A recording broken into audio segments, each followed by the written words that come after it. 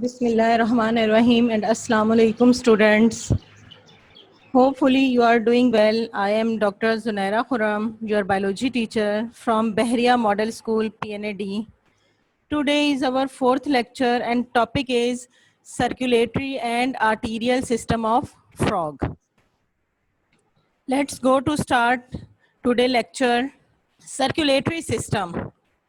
What is circulatory system? Circulatory system is transportation of oxygen and nutrient molecules and as well as waste products toward the related places. Is called circulatory system. Circulatory system जो है ये क्या है, ये एक ऐसा process है, किस चीज का प्रोसेस है, ट्रांसपोर्टेशन का, ट्रांसपोर्ट करना, लेकर जाना ऑक्सीजन और न्यूट्रिएंट्स को एक मॉलिक्यूल से एक जगह से दूसरी जगह तक। यानी कि ऑक्सीजन जो है हमें मालूम है कि सबसे पहले कहाँ आती है, लंग्स में, लंग्स से फिर तमाम ऑर्गन्स तक जाती है। लिविंग ऑर्गेनिज्म के अंदर होता यह है कि जो भी उनके ऑर्गन्स हैं, वो ऑर्गन्स जो हैं उनको जिंदा रहने के लिए, उनको लिविंग रहने के लिए ऑक्सीजन की जरूरत होती है। वो हार्ट हो, किडनी हो, वो आपका हैंड हो, कोई भी ऑर्गन है, उस तक, उनके सेल्स तक जब तक ऑक्सीजन नहीं पहुंचेगी वो लाइफ नहीं रहेंगे, वो डेड हो जाएंगे। अगर ऑक्सीजन नहीं होगी तो वो डेड हो जाएंगे। और न्यूट्रिएंट्स जो है, न्यूट्रिएंट्स की जरूरत क्यों होती है, फूड की जरूरत क्यों होती है, एनर्जी के लिए। एनर्जी होगी तो वो अपनी वर्किंग करेंगे, वर्किंग करने के लिए उनको न्यूट्रिएंट्स की जरूरत है। तो हर ऑर्गन तक ऑक्सीजन का पहुंचना और उनके लिए एनर्जी का पहुंचना, उन न्यूट्रिएंट्स का पहुंचना जरूरी होता है। अब ये दोनों चीजें जो हैं ये एक ऑर्गन से दूसरे ऑर्गन तक कैसे जाती हैं, ट्रांसपोर्ट होती हैं वेसल्स के जरिए, नालियों के जरिए। और ये जो और वहां जाने के बाद वहां से वो क्या करती हैं, उस ऑर्गन का जो वेस्ट प्रोडक्ट होता है, रिस्पायरेशन का वेस्ट प्रोडक्ट क्या होता है, कार्बन डाइऑक्साइड, और न्यूट्रिएंट्स का वेस्ट प्रोडक्ट अनडाइजेस्टेड फूड, तो वो लेकर वो जिस ऑर्गन तक पहुंचाने होते हैं, जहां से वो एक्सपेल आउट हो जाए बॉडी से, वहां पहुंचाते हैं। तो ये जो पूरा प्रोसेस है सर्कुलेशन का, कि ऑक्सीजन और न्यूट्रिएंट्स मॉलिक्यूल की सर्कुलेशन एक ऑर्गन से दूसरे ऑर्गन तक, और वहां से फिर वेस्ट प्रोडक्ट्स का उनके रिलेटेड प्लेसेस पर पहुंचाना, वहां तमाम ऑर्गन से वेस्ट प्रोडक्ट्स को लेकर उनके रिलेटेड प्लेसेस तक लेकर जाना, ये जो कंप्लीट प्रोसेस है, सिस्टम है, ये कहलाता है सर्कुलेटरी सिस्टम। अब कोई भी ऑक्सीजन हो या गैसेस हो या न्यूट्रिएंट्स हो, फूड पार्टिकल्स हो, अब वो एक ऑर्गन से दूसरे ऑर्गन तक कैसे जाएंगे। अब उनके जाहिर सी बात है पाँव तो है नहीं कि वो चलकर जाएंगे, तो उनको एक ऑर्गन से दूसरे ऑर्गन तक जाने के लिए एक मीडियम की जरूरत होती है, एक ऐसे चीज की जरूरत होती है जो उनको एक जगह से दूसरी जगह ले जाए। तो इसके लिए जो है, जो ब्लड है, ब्लड एक लिक्विड, आप बॉडी के अंदर लिक्विड पार्ट है, तो ब्लड के अंदर क्या हो जाता है, गैसेस, ऑक्सीजन और न्यूट्रिएंट्स एब्जॉर्ब हो जाते हैं, और वो जब एब्जॉर्ब हो जाते हैं ब्लड के अंदर, तो ब्लड उनको लेकर जाता है एक ऑर्गन से दूसरे ऑर्गन में। जब ब्लड जाता है तो वो वहां पर उस ऑर्गन को ऑक्सीजन और न्यूट्रिएंट्स दे देता है, और वहां के वेस्ट प्रोडक्ट्स को अपने अंदर एब्जॉर्ब कर लेता है और फिर लेकर दूसरे ऑर्गन तक आ जाता है। मतलब ये कि ब्लड जो है ये क्या है, एक मीडियम प्रोवाइड कर रहा है ऑक्सीजन और न्यूट्रिएंट्स को एक ऑर्गन से दूसरे ऑर्गन तक ले जाने के लिए। इसलिए सर्कुलेटरी सिस्टम में जो है, सर्कुलेशन में जो है, ब्लड जो है उसका इम्पॉर्टेंट पार्ट है। तो सर्कुलेटरी सिस्टम क्या है, सर्कुलेटरी सिस्टम है ऑक्सीजन और न्यूट्रिएंट्स का एक ऑर्गन से दूसरे ऑर्गन तक लेकर जाना और उनके वेस्ट प्रोडक्ट्स का वहां से उनके रिलेटेड प्लेस तक पहुंचाना।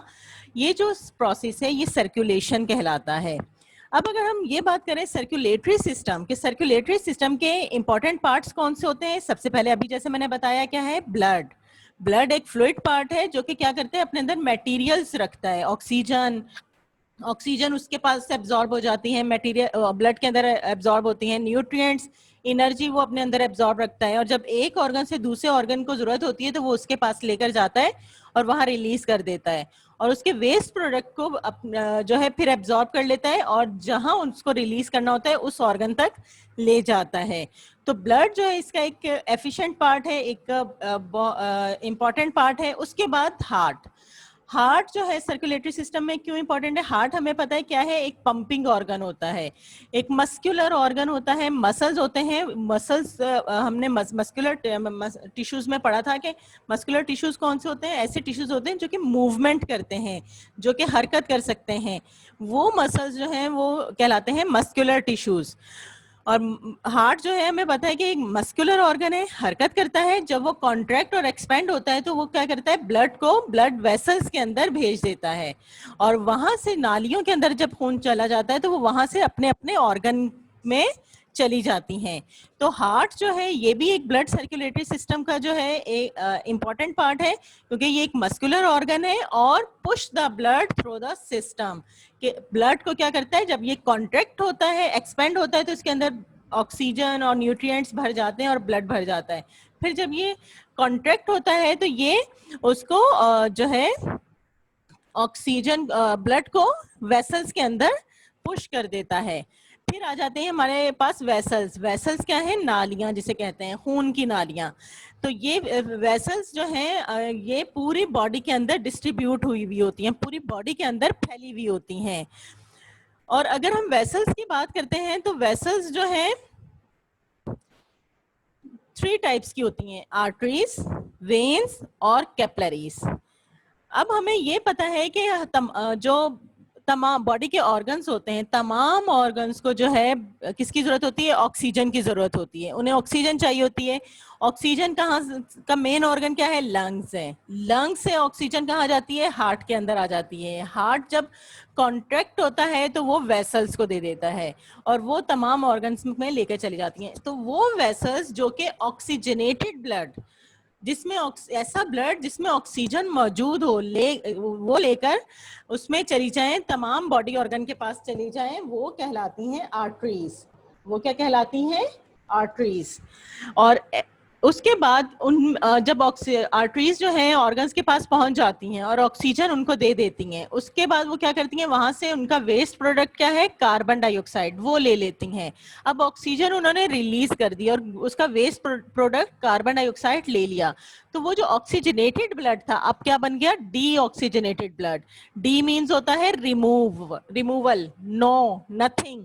ऑक्सीजनेटेड यानी कि ऐसा ब्लड जिसके अंदर ऑक्सीजन मौजूद नहीं है, तो डी ऑक्सीजनेटेड ब्लड बन जाता है वो। और वो जो डी ऑक्सीजनेटेड ब्लड है वो वेन्स जो हैं वो लेकर अपने वापस रिलेटेड ऑर्गन के पास, हार्ट के पास चली जाती हैं। और हार्ट जो है उससे दोबारा उस डी ऑक्सीजनेटेड ब्लड को लंग्स में भेजता है, वहां उसकी ऑक्सीजनेशन होती है फिर से, और वो फिर से हार्ट के अंदर आकर आर्टरीज के जरिए ऑर्गन्स में चली जाती हैं। तो इस तरह से ये एक साइकिल चलती रहती है। लंग्स में ऑक्सीजनेशन होती है, वो ऑक्सीजनेटेड ब्लड हार्ट को देता है, हार्ट जो है उसे उस ब्लड को, ऑक्सीजनेटेड ब्लड को पुश करता है और आर्टरीज को दे देता है। आर्टरीज उसको लेकर अपने अपने ऑर्गन्स तक चली जाती हैं और वहां जाकर जब ये अपना ऑक्सीजनेटेड ब्लड जो है रिलीज कर देती हैं तो क्या करती हैं? कार्बन डाइऑक्साइड को एब्जॉर्ब कर लेती हैं और डी ऑक्सीजनेटेड ब्लड लेकर वेन्स जो हैं वापस हार्ट में आती हैं और हार्ट उसको फिर लंग्स को भेज देता है ऑक्सीजनेशन के जरिए के लिए, और इस तरह से ये प्रोसेस चलता रहता है। उसके बाद हमारे पास थर्ड आ जाता है इसका मतलब है कि आर्टरीज जो हैं वो क्या है? ऐसी वेसल्स हैं, ब्लड वेसल्स हैं जो जिसमें ऑक्सीजनेटेड ब्लड होता है, और वेन्स जो हैं ऐसी ब्लड वेसल्स हैं जिसमें डी ऑक्सीजनेटेड ब्लड होता है। उसके बाद आ जाता है कैपिलरीज। कैपिलरीज जो हैं ये बिल्कुल बारीक खून की नालियां हैं, जो भी एक्सचेंज होता है, हम ये कह रहे हैं कि आर्टरीज ऑक्सीजन लेकर जाती हैं और अपने ऑर्गन्स को दे देती हैं, और वेस्ट प्रोडक्ट वेन्स लेकर आती हैं और हार्ट तक ले जाती हैं। असल में आर्टरीज जो हैं वो क्या होता है कि जब ऑर्गन के अंदर जाती हैं, ऑर्गन के साथ अटैच हो जाती हैं, ऑर्गन तक पहुंच जाती हैं, तो ऑर्गन तक पहुंचने के बाद वो बारीक बारीक नालियों में मजीद वेसल्स में तब्दील हो जाती हैं। उनका ब्रेक डाउन हो जाता है, आर्टरीज का ब्रेक डाउन हो जाता है, वो डिवाइड हो जाती हैं मजीद बारीक बारीक वेसल्स में, और वो वेसल्स जो हैं वो क्या कहलाती हैं? कैपिलरीज। उससे मजीद जो बारीक नालियां होती हैं खून की, आर्टरीज और वेन से ज्यादा बारीक नालियां होती हैं, वो क्या कहलाती हैं? कैपिलरीज। और बेसिकली कैपिलरीज ही वो एरिया होता है जहां पर क्या होता है? एक्सचेंज होता है गैसेस का या न्यूट्रिएंट्स का। आर्टरीज डायरेक्ट खुद जो है ऑक्सीजन और जो है ऑर्गन में, टिश्यूज में एक्सचेंज नहीं कर सकती, या वेन्स खुद डायरेक्ट जो है अपना वेस्ट प्रोडक्ट टिश्यूज से नहीं ले सकती, ऑर्गन से नहीं ले सकती। ये क्या करती हैं? आर्टरीज जब ऑर्गन तक पहुंच जाती हैं तो बारीक बारीक नालियों में मजीद उसकी ब्रांचेज हो जाती हैं। आप ये कह लें कि आर्टरीज की मजीद ब्रांचेज हो जाती हैं, वो डिवाइड हो जाती हैं थिन वेसल्स में, और वो कहलाती हैं कैपिलरीज। और कैपिलरीज में ही फिर क्या होता है कि वो ऑक्सीजन और न्यूट्रिएंट्स ऑर्गन को दे देती हैं, और यही कैपिलरीज फिर क्या करती हैं कि वो ऑक्सीजन वेस्ट प्रोडक्ट जो है कार्बन डाइऑक्साइड और डाइजेस्टेड फूड वगैरह जो होता है उसको एब्जॉर्ब करती हैं। एब्जॉर्ब होने के बाद दोबारा ज्वाइंट होती हैं, और ज्वाइंट होने के बाद क्या कर लेती हैं? वेन्स बना लेती हैं। आर्टरीज की मजीद ब्रांचेस हो रही हैं, और ब्रांचेस होने के बाद क्या हो रहा है? कैपिलरीज बन रही हैं। कैपिलरीज क्या कर रही हैं? एक्सचेंज कर रही हैं मटेरियल का।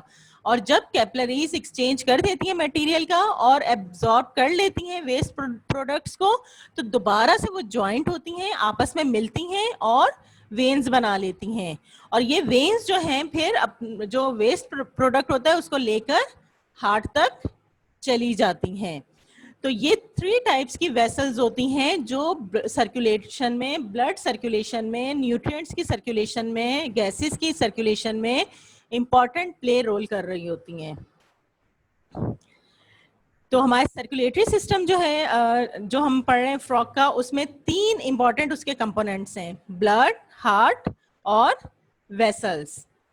ठीक है, यहां तक क्लियर हुआ कि सर्कुलेशन क्या है, सर्कुलेटरी सिस्टम के अहम उसके पार्ट्स। अब आ जाता है टाइप्स ऑफ सर्कुलेटरी सिस्टम। अगर हम सर्कुलेटरी सिस्टम को देखते हैं तो सर्कुलेटरी सिस्टम को हम डिवाइड करते हैं इनटू 2 पार्ट्स में, 2 टाइप्स में, open circulatory system and closed circulatory system. Open circulatory system कौन सा सर्कुलेटरी सिस्टम होता है? कि ऐसा सर्कुलेटरी सिस्टम जिसमें से हार्ट जब ब्लड देता है आर्टरीज को, तो आर्टरीज जो है वो डायरेक्ट ऑर्गन तक नहीं जाती, ऑर्गन में नहीं पहुंचाती, बल्कि डायरेक्ट उसको टिश्यूज के अंदर रिलीज कर देती हैं, और रिलीज कर देती हैं, और वहां पर वो फ्रीली ब्लड जो है मूव करता रहता है, कि उसमें वो वेसल्स के अंदर मूव नहीं करता। आर्टरीज या वेन्स के अंदर जो ब्लड है वो मूव नहीं करता, बल्कि वो फ्रीली टिश्यूज के अंदर, बॉडी के टिश्यूज के अंदर मूव कर रहा होता है, उसमें वेसल्स नहीं होती। तो ऐसा सर्कुलेटरी सिस्टम जो है वो कहलाता है open circulatory system. Open circulatory system क्या है? कि ऐसा सर्कुलेटरी सिस्टम जिसमें ब्लड वेसल्स के अंदर मूव नहीं करता, बल्कि फ्रीली मूव कर रहा होता है, वो कहलाता है ओपन सर्कुलेटरी सिस्टम। जैसे कि कॉकरोचेस वगैरह में ओपन सर्कुलेटरी सिस्टम होता है, ज्यादातर इनवर्टिब्रेट्स में ओपन सर्कुलेटरी सिस्टम होता है, चंद एक में नहीं होता, जैसे अर्थवॉर्म में ओपन नहीं होता, लेकिन ज्यादातर इनवर्टिब्रेट्स में ओपन सर्कुलेटरी सिस्टम होता है। और close circulatory system, close circulatory system क्या है? कि जब हार्ट ब्लड को पुश करता है, पंप करता है, तो वो आर्टरीज में जाती हैं, आर्टरीज कैपिलरीज में डिवाइड होने के बाद उसको ऑर्गन को देती हैं, और फिर वहां से जो है वो ब्लड लेकर आती हैं और वापस हार्ट तक पहुंचा देती हैं। तो अब यहाँ पे ब्लड जो है वो किस में मूव कर रहा है? वेसल्स में मूव कर रहा है, खून की नालियों में मूव कर रहा है, ब्लड वेसल्स में मूव कर रहा है। इसलिए ये जो है ये कहलाता है closed circulatory system. Open circulatory system जब वो ब्लड ओपनली मूव कर रहा होता है, वेसल्स के अंदर नहीं करता। क्लोज्ड सर्कुलेटरी सिस्टम ब्लड जो है वेसल्स के अंदर मूव करता है, और उसको वो ओपन नहीं होता, फ्री नहीं होता। तो ये जो है ये 2 टाइप्स हैं सर्कुलेटरी सिस्टम की। और फ्रॉग जो है, फ्रॉग में आप देख रहे हैं कि इनकी क्या है, ये किस में मूव करता है? ये सारी वेसल्स बनी हुई हैं, ये जो रेड कलर की आप देख रहे हैं, और ये आर्टरीज हैं, और ये ब्लू वाली वेन्स हैं। तो ये जो है वेसल्स में जो है ब्लड मूव कर रहा है, तो लिहाजा फ्रॉग जो है वो क्या है, उसमें कौन सा सिस्टम मौजूद होता है? क्लोज्ड सर्कुलेटरी सिस्टम मौजूद होता है। ओके, अब आ जाते हैं हार्ट ऑफ फ्रॉग में। हार्ट ऑफ फ्रॉग को अगर हम देखते हैं, उसकी मॉर्फोलॉजी देखते हैं, तो ये कैसा होता है, डार्क रेड कलर का होता है, मैरून कलर का होता है, कॉनिकल मस्कुलर ऑर्गन है, कॉनिकल शेप का होता है। कॉनिकल फ्लास्क आपने देखी होगी प्रैक्टिकल्स में जब करते हैं, तो वो एक तरफ से ब्रॉड होती है और एक तरफ से पॉइंटेड होती है, तो वो कॉनिकल शेप में कहलाती है। कॉनिकल मस्कुलर ऑर्गन है, मस्कुलर ऑर्गन है, मूव कर सकता है, उसमें कॉन्ट्रेक्शन और एक्सपेंशन होती है, तो इसलिए ये क्या है, मस्कुलर ऑर्गन है, मस्कुलर पंपिंग ऑर्गन है।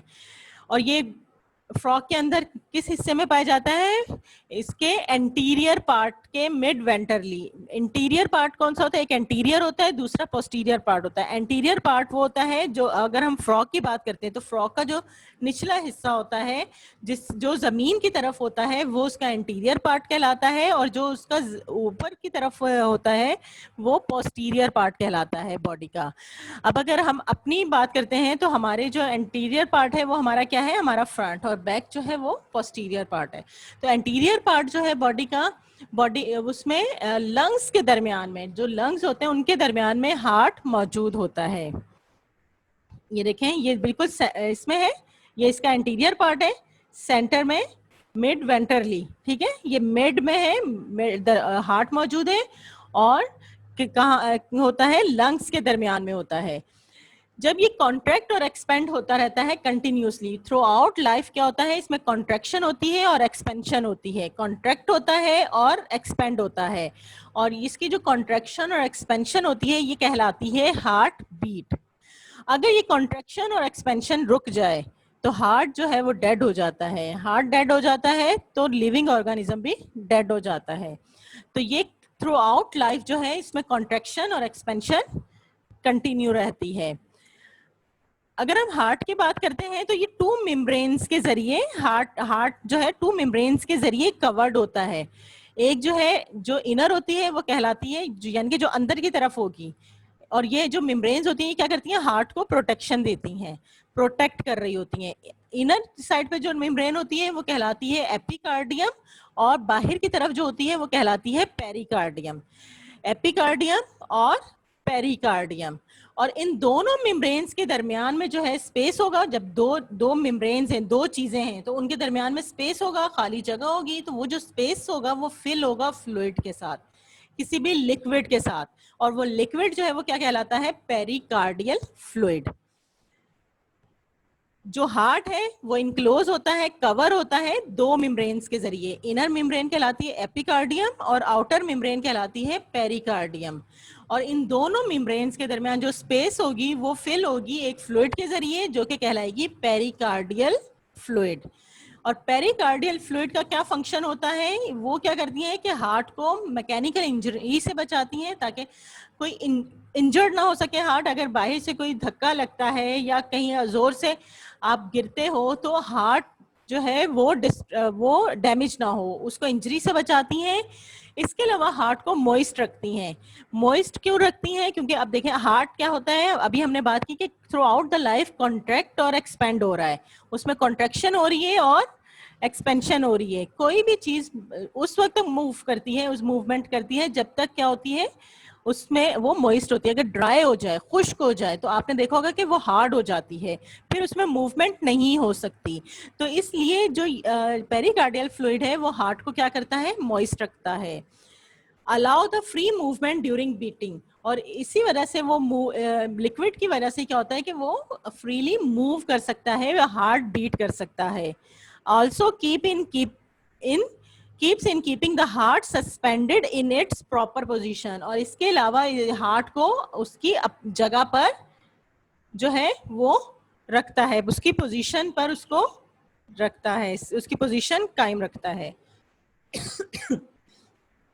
अब अगर हम स्ट्रक्चर की बात करते हैं, अगर हम हार्ट को कट कर लेते हैं, उसका टीएस ले लेते हैं, ट्रांसफर सेक्शन लेते हैं, उसके स्ट्रक्चर की बात करते हैं, तो हमें हार्ट जो है जो नजर आता है वो 3 चैम्बर्ड नजर आता है। कॉनिकल शेप है, ऊपर से ब्रॉड है और नीचे से पॉइंटेड है, थोड़ा सा पॉइंटेड है। ये जो अपर पार्ट होता है, ये अपर पार्ट कहलाता है एट्रियम या फिर ऑरिकल। एट्रियम कहलाता है, ये देखिए ये लिखा हुआ है एट्रियम, एट्रियम कहलाता है, या फिर ऑरिकल्स भी इसको कहा जाता है, ऑरिकल या फिर एट्रियम। अपर पार्ट जो ब्रॉड पार्ट होता है ये एट्रियम कहलाता है, और नीचे वाला जो पॉइंटेड पार्ट होता है, कॉनिकल पार्ट होता है, ये वेंट्रिकल कहलाता है, वेंट्रिकल। हार्ट, फ्रॉग का हार्ट जो है ये 3 चैम्बर्ड होता है, ह्यूमन बीइंग का 4 चैम्बर्ड होता है। फ्रॉग के हार्ट में 2 जो हैं एट्रियम होते हैं, ऑरिकल्स होते हैं, लेफ्ट एट्रियम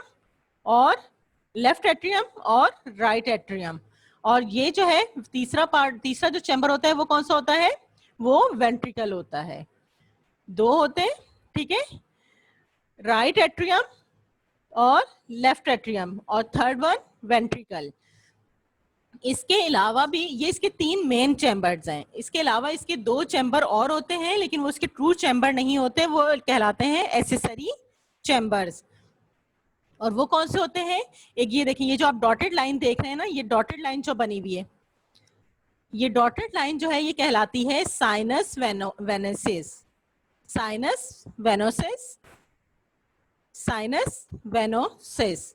ये जो डॉटेड लाइन है, ये डॉटेड लाइन जो है ये इसमें 2 जो है ये प्री कैवल होते हैं, प्री कैवल या फिर anterior vena cava, pre caval या फिर वेना कैवा 2 होते हैं, एंटीरियर वेना कैवा और एक ये दूसरा वेना कैवा। 2 प्री कैवल होते हैं, एंटीरियर वेना कैवा होते हैं, और एक पोस्टीरियर वेना कैवा होता है या फिर पोस्ट कैवल होता है।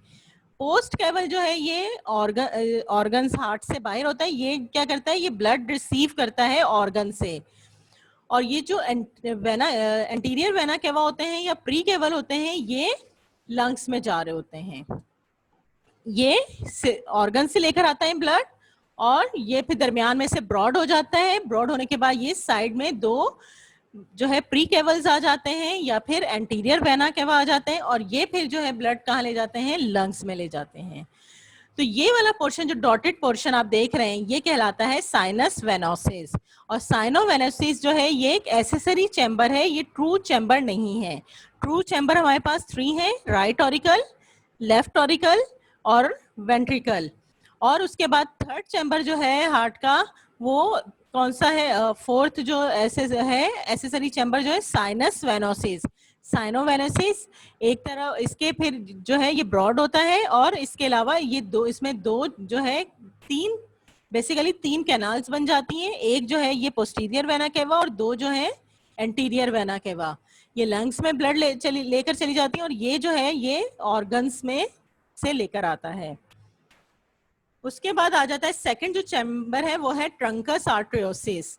ट्रंकस आर्टरियोसिस जो है ये देखें, ये जो ये हम अभी बताया कि ये ऊपर वाला पार्ट जो है ये क्या है, ऑरिकल्स है, ये लेफ्ट ऑरिकल है, ये राइट ऑरिकल है, और नीचे वाला जो पार्ट है ये क्या है, वेंट्रिकल है। वेंट्रिकल की जो राइट साइड है यहाँ से एक ट्यूब लाइक स्ट्रक्चर अराइज होता है जो कि कहलाता है ट्रंकस आर्टरियोसिस। ये जो स्ट्रक्चर है ये वाला, ये ट्रंकस आर्टरियोसिस कहलाता है, और ये जो है फिर 2 ब्रांचेस में डिवाइड हो जाता है। ट्रंकस आर्टरियोसिस जो है आगे चलकर 2 ब्रांचेस में डिवाइड हो रहे हैं, और ये ब्रांचेस क्या कहलाती है, एओर्टिक ट्रंक्स। ये जो दोनों ब्रांचेस हैं ये क्या कहलाती हैं, एओर्टिक ट्रंक्स, ठीक है। और ये एओर्टिक ट्रंक्स जो है आगे चलकर मजीद 3 ब्रांचेस में डिवाइड हो जाती हैं। कैरियोटिड आर्च, ये जो है ये वाली जो है पहली वाली carotid arch, carotid arch. Number 2 systemic arch. Number 3 pulmocutaneous arch. अब ये वाले जो एओर्टिक आर्च है इसमें भी इसी तरह से 3 है, लेकिन एक तरफ इसको क्लियर करके दिखाया है और ये इसको वैसे आपको बता रहे हैं कि ये जो है ये राइट कैरियोटिड है, ये राइट सिस्टमिक आर्च है, ये राइट पल्मोकुटेनियस है, ये लेफ्ट कैरियोटिड है, ये लेफ्ट सिस्टमिक है, और ये लेफ्ट पल्मोकुटेनियस है। ट्रंकस आर्टरियोसिस जो है राइट वेंट्रिकल से अराइज होता है, उसके बाद होने के बाद 2 ब्रांचेस में डिवाइड हो जाता है जो कि कहलाती हैं एओर्टिक ट्रंक्स। एओर्टिक ट्रंक्स कहलाती हैं, और एओर्टिक ट्रंक्स जो है फिर आगे मजीद 3 ब्रांचेस में डिवाइड होता है, राइट कैरियोटिड, सिस्टमिक और पल्मोकुटेनियस। कैरियोटिड आर्च जो है ये अपर पार्ट में चली जाती है, हेड और ब्रेन्स में, ब्रेन रीजन में चली जाती है, हेड रीजन में जाती है। सिस्टमिक अर्च जो है ये डिफरेंट ऑर्गन्स तक जो है ब्लड लेकर जाती है, बॉडी के जितने ऑर्गन्स होते हैं वहां तक सिस्टमिक आर्च लेकर जाती है। और पल्मोकुटेनियस जो है, पल्मो मीन्स बताया था आपको लास्ट लेक्चर में क्या होता है, जहां पल्मो का पल्मनरी का वर्ड आएगा उसका मतलब है लंग्स, और जहां कुटेनियस का वर्ड आएगा उसका मतलब क्या होता है, स्किन। तो पल्मोकुटेनियस का मतलब क्या हुआ, लंग्स और स्किन में जा रही है। ये टर्म्स पर आपने फोकस रखना है, कंसंट्रेट करना है। टर्म्स जो आपको बताई जाती हैं बायो में मेन टर्म्स होती हैं, ठीक है, तो इनको आप याद कर लेंगे, आप इनको अच्छी तरह से समझ लेंगे तो आपके लिए मुश्किल नहीं होगा, वरना यही चीजें बहुत मुश्किल लग रही होती हैं। तो पल्मोकुटेनियस आर्च जो है ये कहाँ जाएगी, पल्मो मीन्स लंग्स और cutaneous means arch, cutaneous means skin. तो ये लंग्स और स्किन में ब्लड लेकर जाएगी। ट्रंकस आर्टरियोसिस। उसके बाद हम आ जाते हैं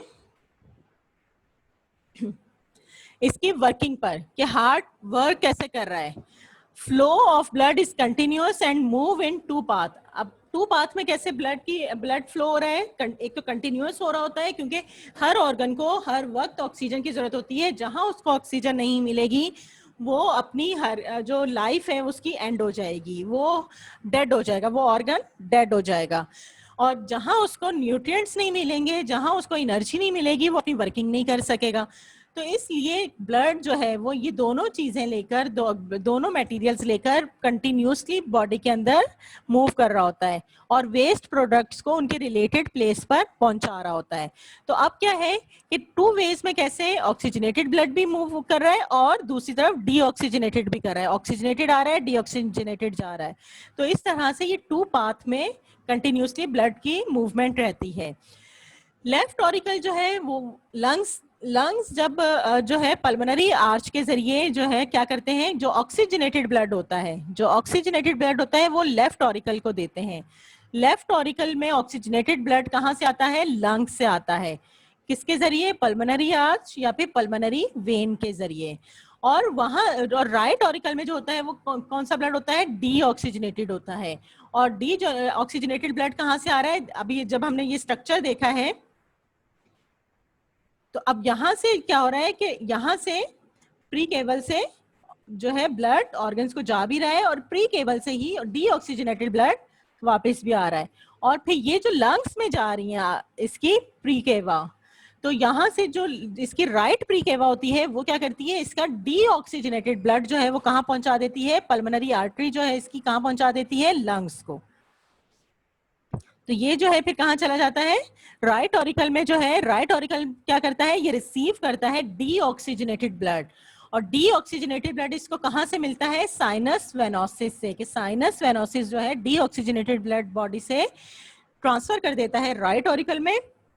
और राइट ऑरिकल फिर इसको क्या करता है, इसको पल्मोनरी आर्टरी के जरिए लंग्स को दे देता है, लंग्स में वो चला जाता है और लंग्स में फिर उसकी दोबारा से ऑक्सीजनेशन होती है। लेफ्ट ऑरिकल में पल्मोनरी वेन के जरिए ऑक्सीजनेटेड ब्लड आ रहा है और राइट ऑरिकल में डीऑक्सीजनेटेड ब्लड होता है। जब बोथ ऑरिकल जो है कॉन्ट्रैक्ट होते हैं, कॉन्ट्रैक्ट होंगे तो क्या होगा कि ब्लड जो ऑरिकल का ब्लड है वो कहाँ आ जाएगा, कॉन्ट्रैक्ट होंगे तो वो कहाँ आ जाएगा, वेंट्रिकल में, नीचे आ जाएगा, वेंट्रिकल में आ जाएगा। और जब वेंट्रिकल कॉन्ट्रैक्ट होगा, जब वेंट्रिकल कॉन्ट्रैक्ट होगा तो क्या ब्लड कहाँ चला जाएगा, ट्रंकस आर्टरियोसिस में। वेंट्रिकल कॉन्ट्रैक्ट हो रहा है, अभी इसमें आपने इससे पहले वाली डायग्राम में आपने देखा कि वेंट्रिकल जो है, वेंट्रिकल कहाँ से अराइज, वेंट्रिकल से क्या, कौन सी ट्यूब अराइज होती है, ट्रंकस आर्टरियोसिस। ट्रंकस आर्टरियोसिस होती है, ट्रंकस आर्टरियोसिस से फिर 3 ब्रांचेस निकल रही होती हैं। तो ट्रंकस आर्टरियोसिस से जो 3 ब्रांचेस निकलती हैं वो फिर अपने अपने जगहों पर ब्लड ले जाती हैं। वेंट्रिकल जो है ब्लड को कहाँ पुश कर देता है, ट्रंकस आर्टरियोसिस से, और ट्रंकस आर्टरियोसिस से ब्लड कहाँ चला जाता है, उन 3 आर्टरीज में, पल्मोकुटेनियस आर्च, सिस्टमिक आर्च और कैरियोटिड आर्च। पल्मोकुटेनियस आर्च कहाँ ब्लड को ट्रांसपोर्ट करती है, लंग्स और स्किन में। किस लिए, फॉर ऑक्सीजनेशन। ऑक्सीजनेशन का मतलब यह है कि लंग्स और स्किन में उसको ट्रांसपोर्ट कर देती है कि वहां उसके ब्लड के अंदर वो ब्लड जो है ऑक्सीजन को एब्जॉर्ब कर ले। सिस्टमिक आर्च क्या करती है? Supply blood to all parts except lungs and head region. कि जो सिस्टमिक आर्च है ये ब्लड जो है सप्लाई करती है बॉडी के तमाम ऑर्गन्स को, किसके अलावा? लंग्स और हेड रीजन के अलावा। क्योंकि लंग्स को कौन सी लेकर जा रही है? पल्मोकुटेनियस, और हेड रीजन को कौन सी लेकर जाएंगी? कैरियोटिड आर्चेस। कैरियोटिड आर्चेस जो है वो हेड रीजन को ब्लड सप्लाई करती हैं, और सिस्टमिक आर्चेस जो हैं ये तमाम पार्ट्स को करती हैं, और पल्मोकुटेनियस जो है ये सिर्फ लंग्स और स्किन को करती हैं। तो ये थी वर्किंग। और अब आ जाता है आर्टीरियल सिस्टम। आर्टीरियल सिस्टम जो है ये क्या है कि ऐसा ब्लड वेसल्स का सिस्टम है जो कि आर्टरीज से मिलकर बनता है। आर्टरीज हमें पता है कौन सी वेसल्स हैं? वो वेसल्स हैं जो कि क्या करती हैं? ऑक्सीजनेटेड ब्लड रखती हैं, जिनमें ऑक्सीजनेटेड ब्लड मौजूद होता है। तो ऐसा ब्लड जो कि ऐसा सिस्टम जो कि आर्टरीज से मिलकर बना होता है और बॉडी के डिफरेंट पार्ट्स तक वो खून ब्लड को लेकर जाता है और ऑक्सीजनेटेड ब्लड को लेकर जाता है, वो कहलाता है आर्टीरियल सिस्टम।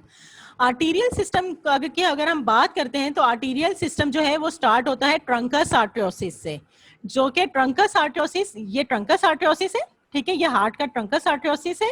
ये यहाँ से ब्रांचेस निकलना शुरू हो रही हैं, आर्टीरियल सिस्टम की यहाँ से ब्रांचेस निकलना शुरू है। ट्रंकस आर्टरियोसिस पहले 3 ब्रांचेस में डिवाइड हो जाता है, जिसमें सबसे पहले जो है क्या होती हैं? ये जो 2 ब्रांचेस आ रही हैं ये कैरियोटिड आर्चेस हैं। ये दोनों कौन सी आर्चेस हैं? कैरियोटिड आर्चेस हैं। इसमें ये जो है हमारे पास ये आ जाती है, ये हमारे पास कैरियोटिड आर्चेस फिर क्या होती हैं? 2 में डिवाइड हो जाती हैं, एंटीरियर कैरियोटिड, मिडल सिस्टमिक, ये दोनों कैरियोटिड आर्चेस हैं। और ये जो आकर ये हार्ट, ये जो बना रही हैं, ये शेप जो बना रही हैं, हार्ट की शेप बना रही हैं, ये है सिस्टमिक आर्चेस। और इसके अलावा ये जो थर्ड वन, ये लंग्स के अंदर जा रही है, ये है पल्मोकुटेनियस आर्चेस। क्या हो रहा है? ट्रंकस आर्टरियोसिस 3 ब्रांचेस में डिवाइड हो रहा है। 3 ब्रांचेस में ये जो जा रही हैं ये है कैरियोटिड आर्चेस। ये वाली जो है ये वाला पार्ट जो बना रही है ये वाला, ये है सिस्टमिक आर्चेस। और ये वाली जो है जो लंग्स के अंदर जा रही है ये है कौन सी आर्चेस? पल्मोकुटेनियस आर्चेस। कैरियोटिड आर्चेस जो है फिर 2 में डिवाइड हो जाती है। कैरियोटिड आर्चेस जो है ये दो में डिवाइड हो रही है। एक जो है वो कहलाती है एक्सटर्नल कैरियोटिड, ये 2 ब्रांचेस में डिवाइड हो रही है, ये 2 में मजीद कैरियोटिड। एक कहलाती है एक्सटर्नल कैरियोटिड जो कि लोअर जॉ और टंग को ब्लड देती है, और दूसरी कहलाती है इंटरनल कैरियोटिड जो कि ऑर्बिट और ब्रेन को के लिए लेकर जाती है। दूसरी आ जाती है सिस्टमिक आर्चेस। सिस्टमिक आर्चेस देखें कौन सी है? ये वाली, ये हार्ट शेप बना रही हैं। ये जो सिस्टमिक आर्चेस है आगे जाके ज्वाइंट होती हैं, डोर्सल एओर्टा बनाती हैं, और फिर डोर्सल एओर्टा से मजीद ब्रांचेस निकलती हैं जो अपने अपने रिस्पेक्टिव ऑर्गन में ब्लड लेकर जाती हैं।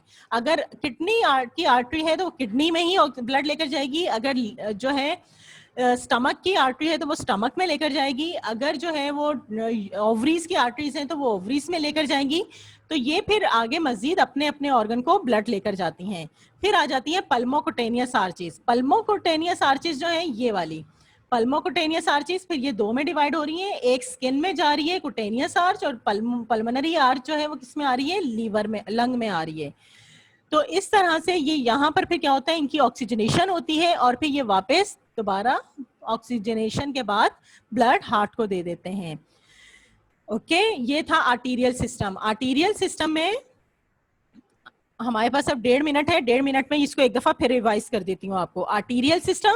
आर्टीरियल सिस्टम जो है स्टार्ट होता है ट्रंकस आर्टरियोसिस से। ऐसा सिस्टम जो कि आर्टरीज से मिलकर बनता है जिसमें ऑक्सीजनेटेड ब्लड मौजूद होता है। ट्रंकस आर्टरियोसिस 3 ब्रांचेस में डिवाइड हो रहा है। ट्रंकस आर्टरियोसिस ये कैरियोटिड में, सिस्टमिक में, ठीक है, ये सिस्टमिक आर्च, और ये पल्मोकुटेनियस आर्च। कैरियोटिड आर्च जो है ये फिर 2 में डिवाइड होती है, एक्सटर्नल कैरियोटिड, इंटरनल कैरियोटिड। एक्सटर्नल कैरियोटिड जो है वो जो है कहाँ? टंग और जॉज, अपर जॉज में ब्लड लेकर जाती हैं, और इंटरनल कैरोटिड जो है ब्रेन में लेकर जाती हैं। सिस्टमिक आर्चेस जो है ये जॉइंट होती हैं, डोर्सल एओर्टा बनाती हैं और डिफरेंट पार्ट्स में ब्लड लेकर जाती हैं। और पल्मोनरी कुटेनियस आर्च जो है ये दो में डिवाइड होकर कुटेनियस आर्च स्किन में चली जाती है और पल्मोनरी आर्च लंग्स में चली जाती हैं और वहां फिर ऑक्सीजनेशन का प्रोसेस होता है। और इस तरह से ये जो आर्टीरियल सिस्टम है ये हमारा यहाँ पर एंड हो जाता है। Okay, thank you students. इसको अच्छी तरह से पढ़िएगा, कॉम्प्लिकेटेड होती हैं चीज़ें टर्म्स की वजह से, लेकिन आप मेहनत करोगे, इसको पढ़ोगे तो आप बहुत आसान है। इंशाल्लाह ताला नेक्स्ट क्लास में फिर मिलेंगे और आपका होम टास्क जो है वो ये है कि आपने आर्टीरियल सिस्टम की डायग्राम ड्रॉ करनी है। ओके, अल्लाह हाफिज़।